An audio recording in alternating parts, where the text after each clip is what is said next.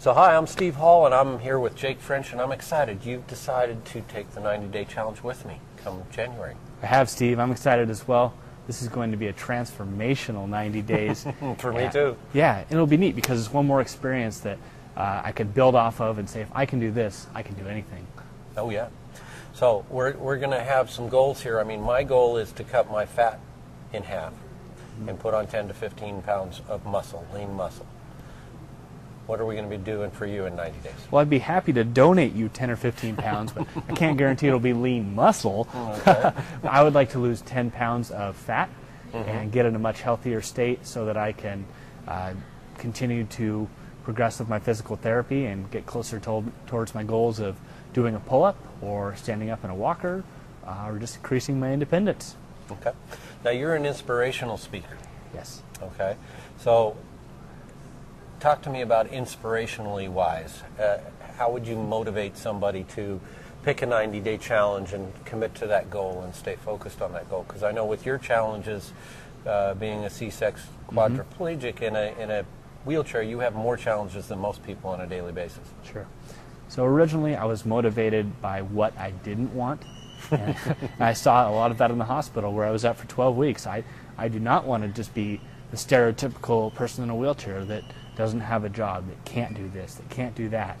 And so I'm really motivated to start the 90-day challenge because this time last year, becoming a speaker, I had a career change and had to travel a lot, and I probably put on 15 pounds. Yep. And like everyone, it creeps on slowly, but Easy. I just can't lose weight easily. And I think everyone has some crutch like that, but I don't want to live a life of I can't. So this is something that it's going to be new for me. I've never had diet be a huge part of my life or a conscious part of my life. So I'm going to have to find a way to make it work. I know I can do it, and I just can't wait to see what happens. Fantastic. Well, I know a lot of people out there, you know, New Year's comes along, and for a lot of people, they say, I want to be healthier, I want to have more energy, and I'm going to lose that 10 pounds that I picked up this year, because it's so easy. I mean, we are surrounded by all kinds of wonderful, easily accessible foods in our society, and that stress level is just huge in this economy right now. It's so stressful for people, and so I'm excited for people that are going to make that decision to take the 90-day challenge. Now, talk to me about decision, because you had to make some serious decisions in your life because of the changes that you were placed in. Yeah. I've really had to redefine what's important in my life. So would I like to be independent, or do I like to put my energy into a career, or wallow in excuses? I did that for a while, and I also saw a lot of people that continue to do that. It scares me. I don't want to be there. Right. I have so many goals I can't wait to reach. And so this is just the start. This is just the first step towards a lifetime of health and a lifetime of setting goals and I think achieving them. And part of setting goals is a timeline. I've talked to my Uncle Dan, and he said, Jake, you're doing the new career, you're doing physical therapy, I love it, it's great, but to really get from where you are now to where you want to be, you need to do three things. Set a goal, make a specific plan to get there, and then make a date. When is it going to happen? When are you actually going to do this? So I want to lose 10 pounds. I know that the nutrition and the planning and the process has been well thought out. Yes. And we've set the goal, plan, 90 days. 90 days. I'm going to start at the new year. It's the stepping stone to the new life I want to lead. And I know that it's going to help me achieve the goals that I want of independence, of being structurally sound, and just increase my confidence and self-image. Well, I'm excited to do this with you because we're going to do this on a weekly basis, so we're going to be able to support each other and help each other and be able to experience the transition. And I think that's very, very important for a lot of people to take the time to evaluate their goals, to evaluate their long-term goals, and then make that decision to commit to something. A 90-day challenge is a great commitment for a lot of people.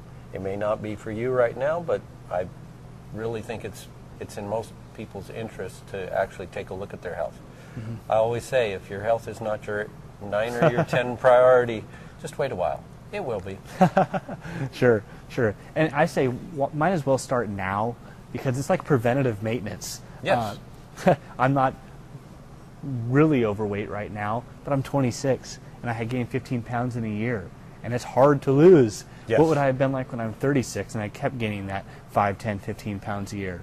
And it's so much harder to start something when you, I don't know, it's easier to start it now when it's on your own time than it is like, oh my gosh, I have an injury, my knee's going out because I'm so out of shape. Might as well start it now when you're in shape and have the choice. Sure.